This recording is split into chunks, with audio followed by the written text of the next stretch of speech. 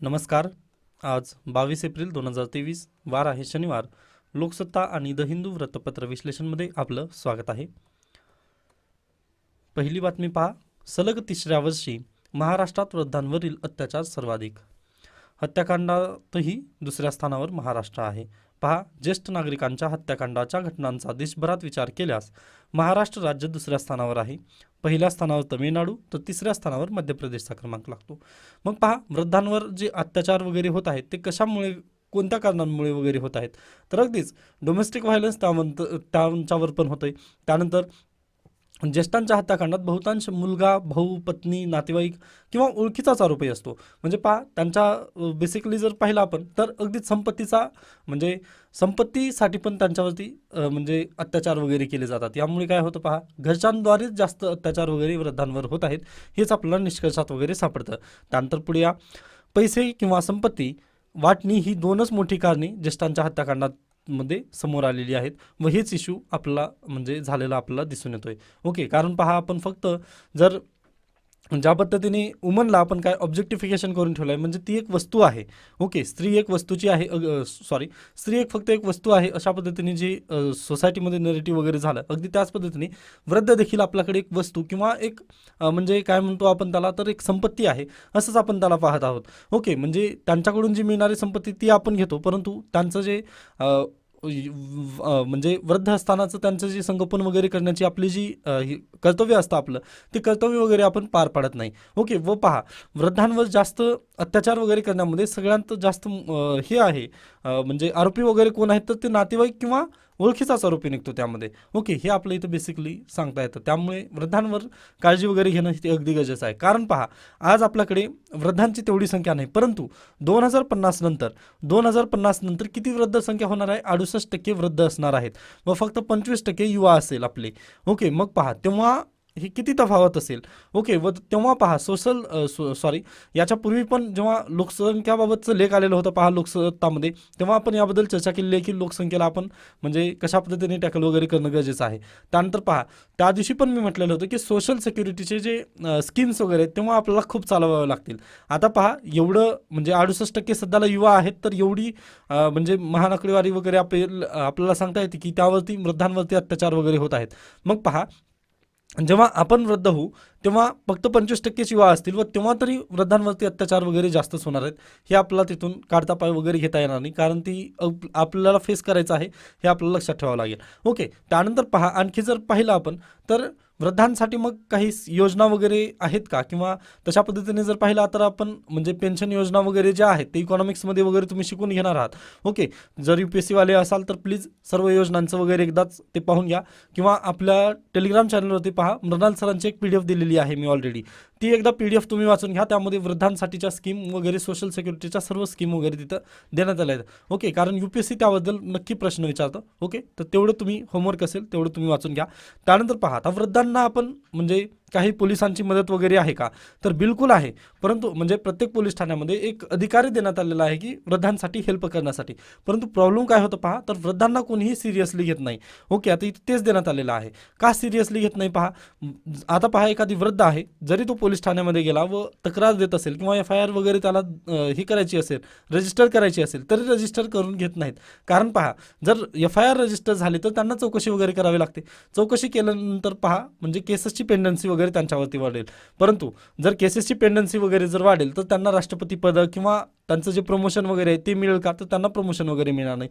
त्यामुळे जे अधिकारी असतात पहा, ते काय करतात, तर स्वतःचं पाहण्यासाठी त्यांनी वृद्धांवर अत्याचार वगैरे तसेच कंटिन्यू वगैरे राहतात, म्हणजे सिरियसली वगैरे त्यांना घेत नाहीत कोणीही. ओके, मग वृद्ध जरी पोलीस स्टेशनमध्ये वगैरे आला तरी त्यांच्या परत मुलांना वगैरे बोलून घेणं व परत त्यांना तिकडेच परत पाठवणं, म्हणजे यातून काय होतं, मग वृद्धांना पण तेच नकोसं वाटतं. ओके, हे प्रॉब्लेम बेसिकली आपला दिसून येतो व महाराष्ट्र या वृद्धांच्या अत्याचारामध्ये आपल्याला सर्वाधिक असलेलं पण दिसून येतोय व वृद्धांची हत्याकांडमध्ये म्हणजे वृद्धांचं मर्डर वगैरे करण्यामध्ये महाराष्ट्र सेकंड नंबरवर आहे. ही एक चांगली बाब नाही, परंतु अतिशय दुर्दैवी. मग याबद्दल आपल्याला अगदीच काळजी घेणं वगैरे गरजेचं आहे, हेच आपण तिथं बेसिकली सांगू शकतो. त्यानंतर नेक्स्ट न्यूज पहा, उच्च शिक्षण संस्थांमध्ये आता कमवा आणि शिका योजना. पहा, याच्यापूर्वी जर तुम्ही पाहिला तर विद्यापीठात ज्या विद्यार्थ्यांनी वगैरे शिक्षण घेतलेलं आहे तिथं विद्यापीठात आपल्याला ती स्कीम वगैरे लागू होती की कमवा आणि शिका योजना वगैरे तिथून मिळायची आपल्याला. परंतु ती आता डायरेक्टली कॉलेजवर पण ती चालू करण्यात येणार आहे व UGCने याला काय दिलेली आहे तर शिफारस त्यांनी दिलेली आहे. ही चांगली गोष्ट आहे पहा. ओके, विद्यार्थ्यांना म्हणजे पालकांवरती वगैरे ताण तेवढा येणार नाही व सध्याला जर पाहिलं आपण फीसचं स्ट्रक्चर वगैरे तर त्याबद्दल खूपच हे आहे. ओके, गरीब विद्यार्थ्यांसाठी वगैरे ही जी योजना आहे ती अगदी चांगली आहे असं आपण तिथं म्हणू शकतो. त्यानंतर पुढे या माहिती तंत्रज्ञान कायद्यातील दुरुस्तीला आव्हान, लोकशाहीवरील विपरीत परिणाम टाळण्यासाठी प्रयत्न. पहा, याच्यापूर्वी तुम्हाला माहिती असेल की आपण चर्चा केलेली होती की जे PIB आहे, PIB या संस्थेला काय दिलेली होती तर फॅक्ट चेक करण्याचं काम देण्यात आलेलं होतं. मग पहा, त्यावरती खूप टीका झाली. मग त्यानंतर सरकारने काय केलं, PIBला सोडून आता नवीन संस्था वगैरे त्यांनी स्थापन करणार आहेत. परंतु फॅक्ट चेक म्हणजे काय, एखादी न्यूज आहे पहा. ओके, एखादी न्यूज सोशल मीडियावरती व्हायरल वगैरे झाली तर ती न्यूज खरी आहे म्हणजे ट्रू आहे की फॉल्स आहे किंवा आपलं म्हणजे फेक आहे का नाही, हे सर्व चेक करण्यासाठी एक संस्था वगैरे निर्माण करण्यात येईल. ओके, व ती संस्था कोण रेग्युलेट करेल तर डायरेक्टली आहे गव्हर्नमेंट ऑफ इंडिया. ओके, या संस्थेद्वारे हे रेग्युलेशन वगैरे केलं जाईल की फेक न्यूज आहे किंवा नाही. बरोबर.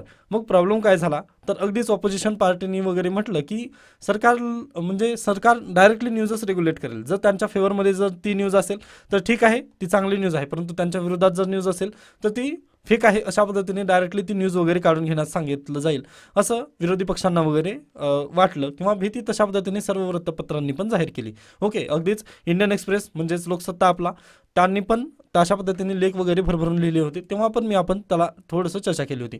मग पहा, त्या निर्णयाविरोधात आता कुणाल कामरा नाव ऐकून असाल तुम्ही. ओके, मग कुणाल कामरा यांनी याचिका दाखल केलेली आहे कोर्टामध्ये की हे जे रेग्युलेशन वगैरे आणलेलं आहे तर हे चुकीचं आहे व याबद्दल म्हणजे त्यांनी थोडंसं रिव्ह्यू पिटिशन वगैरे फाईल केलेलं. बरोबर. मग पहा, आता त्या रिव्ह्यू पिटिशन फाईल केल्यानंतर सरकारने यावेळेस काय दिलेली आहे, आकडेवारी दिलेली आहे. ही चांगली गोष्ट आहे. म्हणजे LGBTQ या केसमध्ये त्यांनी आकडेवारी दिली नव्हती, परंतु या केसमध्ये त्यांनी आकडेवारी अशी दिलेली आहे की पहा, खोट्या बातम्या व खोट्या बातम्या या खऱ्या वृत्तांच्या तुलनेत 6 पट वेगाने प्रसारित होतात. याची दखल घेता माहिती तंत्रज्ञान नियमामध्ये सुधारणा करणे आवश्यक होते. म्हणजे पहा, 6x एवढी स्पीड असते त्याची. खोटी जर बातमी एखादी वेळेस पसरायची म्हटलं तर 6x स्पीडनं पसरते. परंतु खरी न्यूज जर पाहिली, आता पहा, डेली मी पण वृत्तपत्र घेतो, परंतु माझे पण व्ह्यूज वगैरे यूट्यूब चॅनलवरती जर खऱ्यात आणि पाहिलं तर अगदीच कमी असतात. 100 ते 150 असतात डेली. ओके, म्हणजे आपला त्या व्ह्यूजचं वगैरे मला खरंच गरज नाही, परंतु एक सांगण्याचा उद्देश असा की म्हणजे जे हे आहे खरी बातमी वगैरे असते त्याकडे काहीच नसतं. म्हणजे मार्केटिंगच तशा पद्धतीने वगैरे झालेलं आहे किंवा जर व्हल्गर वगैरे जर जास्त असेल तर तिकडे सर्वजण जातात. अगदी त्याच पद्धतीने पहा, आता जे अभिषेक बच्चन आणि ऐश्वर्या बच्चन यांची जी मुलगी आहे तिच्या विरोधात यूट्यूब चॅनलवरती वगैरे काय झालेलं होतं तर म्हणजे नरेटिव्ह वगैरे तयार करण्यात आलेला होता की तिची हेल्थ वगैरे. मग ते स्वतः दिल्ली हायकोर्टामध्ये वगैरे गेले. मग तिथं पण तेच झालं ना. म्हणजे जे निगेटिव्ह न्यूज असतात पहा, ते अगदी खूप लवकर पसरत असतात. त्यामुळेच पहा, ह्या खोट्या बातम्या लवकरात लवकर पसरतात. यामुळेच केंद्र सरकार म्हणत आहे की आम्हाला या अमेंडमेंटची वगैरे गरज होती. परंतु प्रॉब्लेम असा आहे की सर्वांना भीती कशाची आहे, मग फक्त रेग्युलेशन हे गव्हर्नमेंट करू नये असं सर्वांचं तिथं मत आहे. ओके, कारण पहा, जर न्यूजला जर रेग्युलेशन गव्हर्नमेंट करत असेल तर ते अगदी चुकीचं होईल. कारण पहा, इंग्रजांच्या काळात पण तसंच ज्या पद्धतीने झालेलं होतं, त्यानंतर इमर्जन्सीच्या पिरियडमध्ये वगैरे जे झालं होतं तसंच म्हणजे गव्हर्नमेंटच्या फेवरमध्ये असेल बातमी तरच छापायची, अन्यथा ती छापायची नाही, असा प्रॉब्लेम वगैरे तिथं तयार होईल. यामुळे एकच भीती आहे की प्रेसचं जे फ्रीडम आहे ते फ्रीडम वगैरे उरणार नाही असं लोकांचं वगैरे मत आहे. परंतु पहा, आपल्याला फेक न्यूजला तर टॅकल नक्की करायचं आहे. त्यासाठी अन्य काही करता येतं का ते जर पाहिलं व तसा जर ऑप्शन वगैरे जर आपल्याकडे अवेलेबल झाला तर ते बेटर असेल, हेच आपण इथं बेसिकली सांगू शकतो. मग पहा, आता याबद्दल जर म्हटलं तर कोर्टामध्ये सध्याला याचिका आहे, मग त्याबद्दल सुनावणी होऊ द्या. मग सुनावणी झाल्यानंतर अगदीच त्यातून एखादी ऑप्शन तरी नक्की निघेल. ओके, त्यानंतर आपण पुढे जाऊयात. पहा, मराठा आरक्षणासाठी नवा आयोग स्थापन होणार व सर्वोच्च न्यायालयात दुरुस्ती याचिकाही दाखल करण्याचा सरकारचा निर्णय आहे. पहा, मराठा रिझर्वेशन समजण्यासाठी तुम्हाला OBC आरक्षण किंवा OBCची जातगणना का गरजेची आहे हे समजणं तुम्हाला अगदी गरजेचं आहे. म्हणजे OBC कास्ट सेन्सस जी आहे याच्या संदर्भात मी ऑलरेडी व्हिडिओ बनवलेला आहे. याच्यापूर्वी पण मी सांगितलेलं होतं की तुम्ही आपलं यूट्यूब चॅनलवरती जाऊन ते पाहून घेऊ शकता. आता पहा, सध्याला टाईम कन्सर्न आहे, त्यामुळे मी थोडंसं शॉर्टकटरित्या वगैरे सांगण्याचा नक्की प्रयत्न करेन. ओके, आता रेफरन्स आलेला आहे त्यामुळे मी असं जाऊ देणार नाही, परंतु प्लीज जर शक्य झालं तर तो व्हिडिओ पाहून घ्या व पहा. परीक्षा प्रिलिम झाल्यानंतर आपण नक्की मराठा आरक्षणाबद्दल, त्यानंतर EWS रिझर्वेशन बाबत वगैरे मी हे घेणार आहे, काय म्हणतो आपण, व्हिडिओ वगैरे तयार करणार आहोत. ओके, त्याबद्दल तुम्ही काळजी करू नका. त्यानंतर शिवसेनाचे जजमेंट येणार आहे, म्हणजे सुप्रीम कोर्टाचे जे जजमेंट आहेत ना त्याबद्दल मी नक्कीच तुम्हाला म्हणजे तशा पद्धतीने गायडन्स वगैरे नक्की करेन. ओके, तर पहा इश्यू काय आहे, मराठा समाजाला आरक्षण द्यायचं म्हणजे प्रयत्न वगैरे केला गेला. 2018मध्ये तशा पद्धतीने मागणी वगैरे जोर धरू लागली व त्या पद्धतीने प्रयत्न देखील केले. परंतु 2020मध्ये येता येता आपल्याला काय झालं, तर सुप्रीम कोर्टाने ते आरक्षण रद्द वगैरे केलं. हे आपल्याला तिथं बेसिकली दिसून आलं. ओके, मग या सर्व घडामोडींमध्ये आपल्याला जे बेसिकली सुप्रीम कोर्टाचं जे म्हणणं आहे ते आपल्या समोर आलंच नाही, कारण राजकारणी यांनी फक्त ते राजकीय खेळी वगैरे केली. ओके, व त्यामुळे मराठा समाजाची खऱ्या अर्थाने जर पाहिलं तर दिशाभूल पण झालेलीच आपल्याला दिसून येते. पहा, सुप्रीम कोर्टाचं म्हणणं काय आहे, तर जे आपली मंडल कमिशनची जी केस होती 1992-93ची, त्या केसमध्ये झालेलं काय पहा नेमकं, तेव्हा म्हटलेलं होतं सुप्रीम कोर्टाने की 50%ची जी कॅप आहे ना ती तुम्ही अगदी ओलांडू शकता, परंतु तिथं एक्सेप्शनल केस पाहिजे, एक्सेप्शनल केस होय असं सुप्रीम कोर्टाने त्यावेळी सांगितलं होतं. बरोबर, मग पहा आता महाराष्ट्रामध्ये मराठा आरक्षण वगैरे द्यायचं आहे, ठीक आहे, मग 50% आपल्याला काय तिथं 50%च्या वर इथं रिझर्वेशन जाणार आहे, आपण जाऊ शकतो, तसं काही नाही आहे. व हे आरक्षण कोणतं आहे पहा, socially and educationally backward. Okay, SE socially and educationally backward, sorry हां, सोशली अँड एज्युकेशनली बॅकवर्ड क्लासेसचं आरक्षण आहे हे. त्यामुळे याला 50%ची कॅप वगैरे ओलांडता येऊ शकते. परंतु पहा, जरी म्हणजे ओलांडता येते, मग तशा पद्धतीने आपल्याला काय पहा, न्यायमूर्ती खत्री आयोग, त्यानंतर बापट आयोग आणि गायकवाड आयोग या सर्वांनी तिथं काय केलं, बसून म्हणजे पूर्णतः त्यांनी स्टडी वगैरे केली. हे सर्व ठीक आहे, परंतु प्रॉब्लेम कुठे आला, सुप्रीम कोर्टामध्ये ही गायकवाड आयोगाचा अहवाल वगैरे गेल्यानंतर सुप्रीम कोर्टाने यामध्ये एकच तपासलं की आता सध्याला कास्ट सेन्सस वगैरे झाली आहे का, मराठा समाज किती आहे महाराष्ट्रामध्ये, हा मोठा प्रश्न सुप्रीम कोर्टाने तिथं उपस्थित केला. मग त्यासाठी हवी होती आपल्याला कास्ट सेन्सस. मग यांनी काय केली पहा, गायकवाड आयोगाने फक्त हे स्टडी केलं की शिक्षण संस्था, त्यानंतर नोकऱ्यांमध्ये वगैरे मराठा समाजाचं प्रतिनिधित्व किती आहे. या बेसिसवरून त्यांनी काय करत होते, तर सुप्रीम कोर्टाला सांगण्याचा प्रयत्न करत होती की फक्त म्हणजे एवढंच रिप्रेझेंटेशन आहे, त्यामुळे आपलं मराठा समाज म्हणजे मराठा समाज काय आहे तर बॅकवर्ड आहे असं त्यांनी सांगण्याचा प्रयत्न केला तिथं. परंतु या सर्व जर पर्स्पेक्टिव्हमध्ये वगैरे मराठा समाजाची आकडेवारी किती आहे हे त्यांना देताच आलं नाही उत्तर सुप्रीम कोर्टाला. व पहा, OBC आरक्षणाचा व्हिडिओ मी काय म्हणतोय, कारण त्यामध्ये खूप जे पॉईंट आहेत ते मी क्लिअर केलेले, जे की मी इथं करू शकत नाही आहे. ओके, पहा आता यामध्ये आणखीन जर बेसिकली जर पाहिलं तर कास्ट सेन्सस का गरजेची, तर कास्ट सेन्सस याच्या पूर्वीची कधी झाली होती तर 1931मध्ये झाली होती. 1931 पासून ते 2000 आता किती आहे 2021 एवढ्यापर्यंत आपल्याकडे कास्ट सेन्ससच नाही आहे. 2011मध्ये राहुल गांधी म्हणजे मनमोहन सिंग यांनी केलेली होती, परंतु त्याची आकडेवारी नरेंद्र मोदी यांनी काय केली, तर ते काँग्रेस सरकार काहीच कामाचं वगैरे नव्हतं. या निमित्ताने त्यांनी काय केली, जी आकडेवारी 2011मध्ये SECCची जनगणना झाली होती त्या आकडेवारीलाच त्यांनी बंद करून ठेवलं. नाही म्हटलं आम्ही काँग्रेसचं काहीही घेणार नाही. ही चूक त्यांची म्हणजे थोडीशी झाली असं माझं मत आहे. कारण पहा, जर 2011ची जर आकडेवारी आली असती तर आपल्याला अगदीच मराठा समाजाला आरक्षण मिळण्यामध्ये नक्की मदत झाली असती. कारण मराठा समाजाचं प्रतिनिधित्व किती आहे महाराष्ट्रामध्ये हे आपल्याला आकडेवारी दिसून येत नाही आहे. प्रॉब्लेम तिथं झालेला तयार आहे. ओके, यांनी सोशली अँड एज्युकेशनल बॅकवर्डसाठी त्यांनी दिली की आकडेवारी अशा पद्धतीने आहे, परंतु खऱ्या अर्थाने किती आकडेवारी संपूर्ण मराठा म्हणजे टोटल किती आहे हे सांगता येत नाही. फक्त यांनी काय केलं तर एज्युकेशन आणि नोकऱ्यांमध्ये किती आकडेवारी हे सांगितलं. ओके, परंतु त्यावरून सुप्रीम कोर्ट खुश झालं का, तर बिलकुल खुश झालं नाही. त्यांनी म्हटलं की पहिल्यांदा तुम्ही आकडेवारी आणून द्या, तेव्हाच आम्ही याबद्दल चर्चा करूयात. मग पहा, जोपर्यंत आपल्याला काय जातीय जनगणना होत नाही तोपर्यंत काहीच करता येत नाही. हा मोठा इश्यू तिथं झालेला आहे. त्यानंतर पहा, फक्त मराठा समाजाचाच हा इश्यू नाही आहे, तर कर्नाटकमध्ये ब्राह्मण, त्यानंतर पंजाब हरियाणामध्ये तिथं जाट. ओके, या सर्वांचं प्रॉब्लेम तेच झालेला आहे की यांना म्हणजे टोटल रिप्रेझेंटेशन किती आहे लोकसंख्येचं हे आपल्याला सुप्रीम कोर्टाला उत्तर देता येत नाही. जर पहा, हे जर सुप्रीम कोर्टाला उत्तर देता आलं तर 50%ची कॅप आहे, जी कॅप दाखवून दिली होती 1993मध्ये, ती आपण कॅप अगदी हे करू शकतो, रिमूव्ह करून आपण पुढे जाऊ शकतो, 50च्या पुढे पण आपण आरक्षण देऊ शकतो.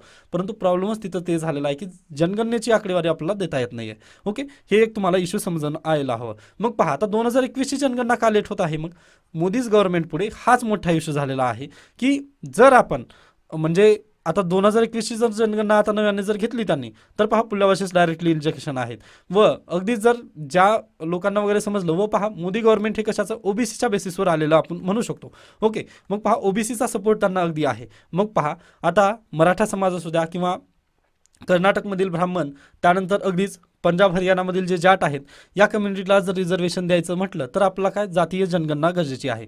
परंतु आता जातीय जनगणना 2021ची जर आपण केली, 2021मध्ये जर जातीय जनगणना केली व त्यामध्ये जर आकडेवारी वेगळी आली, ओके, की कर्नाटकमधील ब्राह्मण जे आहेत ते अगदीच जास्त आहेत किंवा कमी आहेत, अशा पद्धतीने जर आकडेवारी तिथं जर दर्शवण्यात आली तर ते खूप काय होतं, गव्हर्नमेंटला अनस्टेबल करण्यासारखं तिथं हे होऊ शकतं. पहा 1990चं दशक तुम्ही पण आठवा, व्ही.पी. सिंग यांचं सरकार होतं, त्यांचं सरकार अनस्टेबल त्यामुळेच झालं की ओबीसी आरक्षण. ओके, ओबीसी आरक्षण हा खूप मोठा मुद्दा आहे भारतामध्ये.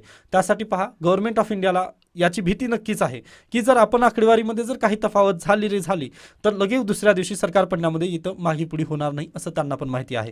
त्यानंतर पहा यांनी आणखीन एक 2017मध्ये समिती गठीत केली की आपण म्हटले जर ओबीसीची जनगणना करायची नाही, परंतु त्यांनी काय म्हटले की ओबीसी समाजामध्ये कोण पुढे गेलेला आहे, कोण पुढे गेलेला आहे व कोण मागे राहिलेलं, म्हणजे ओबीसी समाजामध्ये जे कास्ट आहेत ना, कास्टनुसार आपण तिथं पाहूयात व ज्या प्रगत जमाती झालेल्या आहेत ना, प्रगत जाती झालेल्या आहेत ना, त्यांचं आपण रिझर्वेशन काढून घ्यायचं. ओके, या प्रगत जमातीचं प्रगत जातीचं रिझर्वेशन काढून घ्यायचं व जे अप्रगत राहिलेले आहेत, ओके, यांना आपण त्या कास्टचं रिझर्वेशन काढून यांना रिझर्वेशन वगैरे देऊ असं मोदी सरकारने म्हटलं. परंतु याचा पण परत प्रॉब्लेम झाला, ओबीसीमध्ये लगेच अंतर्गत वाद वगैरे झाले. त्यांनी म्हटले की गव्हर्नमेंट ऑफ इंडिया हे कोणत्या बेसिसवर करणार. ओके, कारण पहा गव्हर्नमेंट ऑफ इंडियाकडे आकडेवारी नाही आहे. 2011ची आकडेवारी झाली होती, परंतु नरेंद्र मोदी यांनी त्या आकडेवारीला यूज दिलं नाही. त्याला त्यांनी म्हटलं की हे काही कामाचं नाही, काँग्रेसने केलेलं आहे, मी करणार नाही. त्याला त्यांनी स्किप करून ते मोठी चूक केली. ओके, मग पहा यांनी म्हटलं की ओबीसीच्या अंतर्गतच आपण पाहूयात की कोणता विकास झालेला आहे व कोणता अविकास झालेला आहे. मग परंतु तिथं पण क्लेश झाला की पहा एखादी जर समाज म्हणजे एखादी जर जात आपण कोणत्या निकषांवर प्रगत झाली व अप्रगत झाली असं ठरवायचं, हा पण तिथं मोठा प्रश्न वगैरे निर्माण झाला. त्यामुळे जी 2017ची जी समिती वगैरे झाली त्याचा पण अहवाल वगैरे येऊ देत नाहीयेत व त्याला पण सध्याला विरोधच होत आहे. त्यामुळे पहा जे बिहार गव्हर्नमेंट आहे त्यांनी स्वतःहून कास्ट सेन्सस वगैरे सध्याला तयार करत आहेत, कारण त्यांना माहिती आहे की आता आपण गव्हर्नमेंट ऑफ इंडियाच्या भरोशावर तर बसू शकत नाही. कारण गव्हर्नमेंट ऑफ इंडिया काय करत आहे सध्याला, म्हणजे त्यांनी जर तशा पद्धतीची आकडेवारी वगैरे जर समोर आणली मग त्यामध्ये जर काहीही तफावत जर झाली तर सरकार लगेच दुसऱ्या दिवशी कोसळू शकेल असं त्यांना पण माहिती आहे. म्हणजे उत्तर प्रदेशचं जे संपूर्ण गव्हर्नमेंट वगैरे आहे ते पण ओबीसीच्याच बेसिस वगैरे स्थापन झालेलं आहे. ओके, हा ब्रॉड पर्स्पेक्टिव्ह आहे. फक्त मराठा आरक्षण आपल्याला जर पाहायचं म्हटलं तर ते होऊ शकत नाही. आपल्याला पूर्ण पहा हे लिंकेजेस करून वगैरे चालावे लागतात. आता मी फक्त तुम्हाला समरी दिलेली आहे, यामध्ये खूप डीपमध्ये वगैरे स्टडी करावं लागतं आपल्याला, तेव्हा म्हणजे हे सर्व लिंकेजेस झाल्यानंतर तुम्हाला ब्रॉड पर्स्पेक्टिव्ह समजतं की आपण जे पाहतो तसं काहीही नसतं राजकारणामध्ये वगैरे. ओके, म्हणजे यामध्ये सुप्रीम कोर्टाचे जजमेंट काय आले हे सर्व तुम्हाला माहिती असणं गरजेचं आहे, ते मी मान्य करतो. परंतु आता परीक्षेला जाता फक्त रेफरन्स आला या निमित्ताने मी सांगतोय की इथं कशा पद्धतीने केंद्र शासनाची वगैरे चूक झाली व महाराष्ट्र सरकारची पण. ओके, आता यामध्ये आणखीन पण त्यांच्या चुका जर काढायचं म्हटलं तर खूप मला वेळ लागेल, त्यामुळे मी थोडंसं सॉरी बोलतो त्याबद्दल. परंतु पहा हे आपण प्रिलिम झाल्यानंतर मराठा रिझर्वेशन त्यानंतर EWS आरक्षण या सर्व गोष्टींबाबत वगैरे नक्की चर्चा करणार आहोत, कारण ते खूप इंटरेस्टिंग टॉपिक आहेत खरं जर पाहिलं तर. परंतु प्रॉब्लेम काय होतो पहा, लोकांना त्याबद्दल समजत नाही व डायरेक्टली रिझर्वेशन म्हटलं का, रिझर्वेशन म्हटल्यानंतर पहा ते अगदीच अगेन्स्ट जातात किंवा त्याच्या सोबत तरी येतात. अगेन्स्ट कोण जातात, ज्यांना रिझर्वेशन नाही, व सोबत कोण येतात, ज्यांना रिझर्वेशन आहे. हा तिथं मुख्य प्रॉब्लेम वगैरे होतो. परंतु समाजाला अगदीच खरं काय आहे हे समजणं पण गरजेचं आहे, हेच आपण तिथं बेसिकली सांगू शकतो. मग पहा आता जोपर्यंत म्हणजे जर स्टेट गव्हर्नमेंटला वगैरे जर वाटत असेल ना की मराठा समाजाला वगैरे आरक्षण भेटावं लागेल तर अगदीच त्यांना कास्ट सेन्सस करणं हे अगदी गरजेचं आहे, हेच आपण इथं बेसिकली सांगू शकतो. कारण पहा त्याबद्दल तर सुप्रीम कोर्ट ही करू शकत नाही आहे की ती याचिका वगैरे त्यांनी घेऊ शकत नाहीत व पहा 50%ची कॅप ही जाऊ शकत नाही जोपर्यंत तुम्ही कास्ट सेन्सस आणत नाही. ओके, हाच इथं मुद्दा आहे. त्यानंतर पुढे चला, इथे अन्य न्यूज काही गरजेची नाही. त्यानंतर पहा चित्त्याचं नाव बदलण्यात आलेलं आहे. ओबानचे नवे नाव पवन, म्हणजे माझ्या नावावरून तुम्ही लक्षात ठेवू शकता. परंतु पहा हे नाव देत असताना मला अगदीच थोडंसं क्लिक झालं की यांनी जे महिलांचे पण नाव बदलले, म्हणजे जे फिमेल चित्ता होते त्यांचे पण नाव बदललेले आहेत, बरोबर.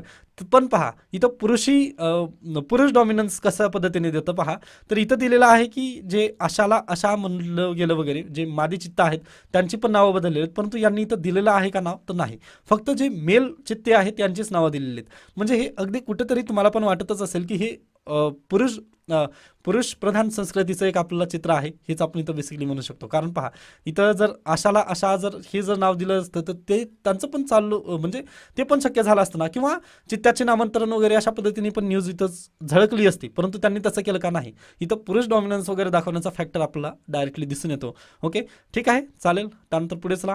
ट्विटरवरील निळ्या निशाणीला पत नव्हे किंमत. आता पहा, ट्विटर जे आहे, ट्विटरवर सर्वांची म्हणजे जे सेलिब्रिटी होती, राहुल गांधी, अमिताभ बच्चन, तेंडुलकर, कोहली, ओके, या आदींच्या सर्वांच्या खात्याची काय ती जी ब्ल्यू टिक असते ती त्यांनी काढून घेतलेली आहे. व जर ती ब्ल्यू टिक वापस पाहिजे असेल तर त्यांना 900 रुपये पर मंथ एवढी रक्कम वगैरे मोजावी लागणार आहे. ओके, आता पाहूयात म्हणजे इलॉन मस्क तशा पद्धतीने हे करेल का. परंतु प्रॉब्लेम काय आहे पहा, जर 900 रुपये पर मंथ वगैरे जर घेऊन एखादी व्यक्ती जर ब्ल्यूटिक वगैरे खरेदी करत असेल व पहा त्या ब्ल्यूटिकवरून जर फेक न्यूज वगैरे पसरवत असतील तर ती खूप आपला हे होईल, म्हणजे धोकादायक ठरेल, हे आपण इथं म्हणू शकतो. कारण पहा, एखाद्या व्यक्तीने आता राहुल गांधी किंवा नरेंद्र मोदी यांचं अकाउंट बनवलं व 900 रुपये त्यांनी इन्व्हेस्ट केले. ओके, फक्त महिन्याला 900 रुपये इन्व्हेस्ट करायचे आहेत व त्याला भेटली ब्ल्यूटिक भेटल्यानंतर पहा त्याचं जे ट्विट असतं ते अगदी लगेच म्हणजे नरेंद्र मोदी या नावाने जर ट्विट बनवलं व ब्ल्यूटिक जर त्याला असेल तर सर्वजण त्यावरती व्हेरीफाईड आहे, यामुळे त्यांनी काय करतात, विश्वास ठेवतात त्या ट्विटवर व तशा पद्धतीने ते वागायला लागतात. ओके, मग त्यामुळे काय होते पहा, समाजात तेढ निर्माण करण्याचं पण काम या ब्ल्यूटिकच्या माध्यमातून होऊ शकतं. ही एक आपल्याला मोठं चॅलेंज तयार केलेलं गेलेलं आहे असं आपण तिथं म्हणू शकतो. आता यांनी 44 बिलियन डॉलर अब्ज डॉलरला वगैरे जे काही ट्विटर खरेदी केलं ते ठीक आहे, परंतु यामुळे भारतात किंवा अन्य देशांमध्ये तेढ किती निर्माण होऊ शकतं हे इलॉन मस्कने वगैरे थोडंसं विचार करायला होता, हेच आपण इथं बेसिकली म्हणू शकतो. त्यानंतर पुढे या विकास कामांमुळे ही उष्णतेत वाढ, अभ्यासकांचे निरीक्षण, हरित क्षेत्र घटल्याने मुंबईची होरपळ. पहा, अगदीच सर्वांना माहिती आहे, काल पण आपण याबद्दल चर्चा केली होती की जे अर्बन हिट आयलँड वगैरे तयार होतात, काल नाही, याच्यापूर्वी वरुण गांधी यांनी लेख लिहिला होता पहा, त्या लेखमध्ये आपण हे चर्चा केलेली आहे की कशा पद्धतीने ग्रीन हाऊस गॅसेस वगैरे जे आहे ते सूर्यप्रकाश वगैरे अडवतात व त्यामुळे उबदारच पृथ्वी आपले राहत आहे. हे सर्व मुंबईमध्ये आता सध्याला होत आहे, कारण तिथं औद्योगिक सिटी आहे ती, मग त्यामुळे तर हे होणारच, हे आपण इथं बेसिकली सांगू शकतो. त्यानंतर पुढे चला. त्यानंतर पहा, ओबीसी अंतर्गतच मराठा आरक्षणाचा पर्याय का, असं त्यांनी हे केलेलं आहे. तर पहा, जर यांना ओबीसीमधून जर आरक्षण द्यायचं असेल तर यांना कास्ट सेन्सस करावे लागेल, हेच आपण इथं बेसिकली सांगू शकतो. तोपर्यंत जी सुप्रीम कोर्ट ऐकू शकत नाही व याच्या पूर्वीचे पण तुम्ही जजमेंट काढून पहा, त्यांनी तेच म्हटलेलं आहे. त्यानंतर पहा, 105वी घटना दुरुस्ती जी करण्यात आली संविधानामध्ये आपल्या, ती अगदी बरोबर आहे, NCBCची करण्यात आलेली आहे, परंतु ते जरी झालं तरी त्याबद्दल सुप्रीम कोर्टाने ती याचिका फेटाळलेली आहे. ओके, त्याबद्दल पण मी बोलणार आहे, फक्त डिटेल व्हिडिओ येऊयात, म्हणजे मराठा आरक्षण या संदर्भाचं डिटेल व्हिडिओ आल्यानंतर तिथं आपल्याला जास्त चर्चा करता येईल, कारण या धावत्या व्हिडिओमध्ये वगैरे करता येणार नाही, सॉरी फॉर दॅट. परंतु नक्कीच प्रिलिम झाल्यानंतर तुम्ही मला जर हे झालं तर तुम्ही नक्की म्हणजे जरी व्हिडिओ आला नाही तरी तुम्ही मला काय करू शकता, कॉन्टॅक्ट करू शकता. ओके, मी नक्की त्यावरती बनवणार आहे. त्यानंतर पुढे चला. बुकमार्क हे बुक रिव्ह्यू वगैरे आलेले आहेत, याबद्दल काही मी रिकमेंड वगैरे करत नाही आहे, त्यामुळे स्किप करा. त्यानंतर पहा, आता संकुची तैव, ओके, या संदर्भात म्हणजे पहा, सुदानमध्ये काय झालेलं आहे, आता सध्याला गृहयुद्ध वगैरे तिथं चालू झालं. ओके, म्हणजे मिलिटरी वर्सेस पॅरामिलिटरी फोर्सेस आता सुदानमध्ये लढत आहेत, बरोबर.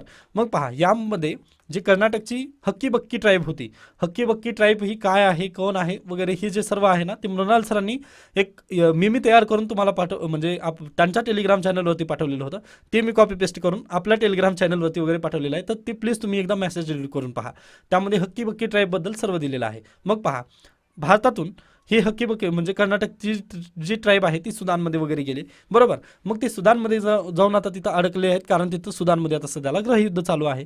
मग त्या संदर्भात हा लेख आलेला आहे, लेखमध्ये जास्त काही गरजेचं वगैरे नाही, परंतु पहा, कन्नड भाषेमधील एका प्रसिद्ध लेखकाने एकदा सांगितले होते की मी परदेशात जातो तेव्हा माझी ओळख ही जी आहे ती भारतीय अशी असते, पण भारतात पाऊल ठेवल्या क्षणी मी कर्नाटकचा असतो, त्यापुढे कर्नाटकमधला विशिष्ट विभाग, विशिष्ट जिल्हा, तालुका, गाव अशी माझी ओळख विभागत जाते. अगदी त्याच्याच पद्धतीने आहे हे पहा, म्हणजे तुम्ही अगदीच आता विभागीय स्तरावर जर गेला तर तुम्ही काय सांगता, तुम्ही या जिल्ह्याचे वगैरे या जिल्ह्यातून वगैरे आलात असं सांगता, किंवा तुम्ही जर जिल्ह्याच्या ठिकाणी गेलात तर तुम्ही आमचा तालुका अशा पद्धतीने आहे हे सांगता. व त्यानंतर पहा, जर तुम्ही अगदीच तालुक्याच्या लेवलवर वगैरे जर गेला तर तुम्ही तुमचं गाव सांगता. म्हणजे यातून आपल्याला काय दिसते, जसं जसं तुम्ही वर जाता तसं तसं तुमची आयडेंटिटी थोडंसं वरच जाण्याचा वगैरे प्रयत्न करते, असं आपण इथं बेसिकली सांगू शकतो. व हे एकच आहे यामध्ये सांगण्यासारखं वगैरे, बाकी तर हे मला काही गरजेचं वाटलं नाही, त्यामुळे स्किप करूयात आपण. त्यानंतर पुढे चला, कोरोनाचा नवा आर्क ट्रस चिंतेचा विषय, म्हणजे यांनी प्रश्नचिन्ह दिलेलं आहे. पहा, ओमिक्रॉनचं काय झालेलं आहे, नवीन व्हेरियंट आलेला आहे XBB.1.16. ओके, मग याचा संसर्ग किती आहे काय नाही याबद्दल चर्चा केलेली आहे, परंतु काही गरजेचं नाही आहे. तर प्लीज सर्वजण काळजी घ्या, हे एकच म्हणेल मी. 22 देशामध्ये याचा फैलाव वगैरे झालेला आहे. त्यामुळे WHO म्हणजे वर्ल्ड हेल्थ ऑर्गनायझेशननी वगैरे याला कन्सर्न आहे, म्हणजे एक कन्सर्नचं इश्यू, म्हणजे थोडंसं याबद्दल हे करणं, म्हणजे काळजी वगैरे घेणं हे गरजेचं आहे, असं WHO सांगितल्यानंतर हे विषय चर्चेचा वगैरे झालेला आहे व सध्याला जास्त पेशंट वगैरे याचे वाढत आहेत. यामुळे सर्वजण काळजी घेणं गरजेचं आहे, असंच आपण इथं म्हणू शकतो. मग तेच दिलेलं आहे की याचं लक्षण काय वगैरे ते, त्यामुळे मी आता याला स्टडी वगैरे करत नाही आहे, स्किप करा, पुढे चला. त्यानंतर पहा, यातून अन्य न्यूज वगैरे म्हणजे गरजेची आपल्याला दिसत नाही. त्यानंतर लोकसत्ताचं चतुरंग मिनी मॅगझिन आहे, हे आपल्यासाठी काही कामाचं नसतं, त्यामुळे आजचं लोकसत्ता इथं संपतं. त्यानंतर पहा, द हिंदूमध्ये पण काहीच बातमी वगैरे नाही आहे. CBI क्वेश्चन, जे के एक्स गव्हर्नर सत्यपाल मलिक यांनी पहा अगदीच गव्हर्नमेंट ऑफ इंडिया म्हणजेच नरेंद्र मोदी सरकारवरती प्रश्नचिन्ह निर्माण केले. ओके, आपण पण त्याबद्दल चर्चा केलेली होती की पुलवामा हत्यामधील ते 300 kg RDX 10 ते 15 दिवस वगैरे कशा पद्धतीने फिरत राहिलं वगैरे. मग त्या संदर्भात आता सत्यपाल मलिक यांच्यावर CBI चौकशी वगैरे चालू झालेली आहे. म्हणजे हे अगदी कुठेतरी म्हणजे मला पण थोडंसं वाईट वाटलं, कारण पहा, जर अशा पद्धतीने एखाद्या म्हणजे अगदीच पहा, आजचीच न्यूज आहे आय थिंक, की नरेंद्र मोदी यांनी म्हटलेलं आहे IAS ऑफिसर्सला वगैरे काल, की तुम्ही लोकशाहीमध्ये वगैरे प्रश्न वगैरे विचारू शकता, परंतु जर प्रश्न विचारल्यानंतर अशा पद्धतीने जर त्यांच्यावर कारवाई वगैरे जर होत असेल तर ते अगदी चुकीचं आहे. ओके, त्यानंतर हाय प्रोफाईल इंडियन्स लूज ब्ल्यूटिक्स, हे आपण चर्चेला घेतली होती न्यूज. त्यानंतर पहा, म्हणजे आय थिंक या वृत्तपत्रामध्ये अन्य न्यूज काही गरजेच्या नाहीत आय थिंक. ओके, त्यानंतर एडिटोरियल आहेत, एडिटोरियल पण जास्त काही कामाचे नाहीत. आता हे बॉटनिकल गार्डन्स वगैरे आहेत, हे आपल्यासाठी प्रिलिमला कशा पद्धतीने येतात ते सर्वांना माहिती असेल, की प्रिलिमला बॉटनिकल गार्डन वगैरे कसं येतं, तर डायरेक्टली म्हणजे बायोस्फिअर रिझर्व वगैरे हे तुम्हाला पाठ करावं लागतं. हे बाकीचं गरजेचं नाही, त्यामुळे प्लीज स्किप करा. आता फक्त हार्डली 1 महिना राहिलेला आहे 28 मेला, त्यामुळे मी जे न्यूज आहेत ते जास्त पळवण्याचा वगैरे प्रयत्न करत आहे. ओके, त्याबद्दल क्षमस्व, परंतु काळजी करू नका, एकदा प्रिलिम झाल्यानंतर आपण परत त्याच वाटेने वगैरे जाणार आहोत. ओके, त्यानंतर म्हणजे काही गरजेचे न्यूजच नाही आहेत, तर आपण पुढे जाण्यात काही अर्थ नाही. तर अशा पद्धतीने आज आपण इथं थांबूयात. याबद्दल काही शंका, काही सजेशन असतील तर तुम्ही नक्की मला सांगू शकता. धन्यवाद.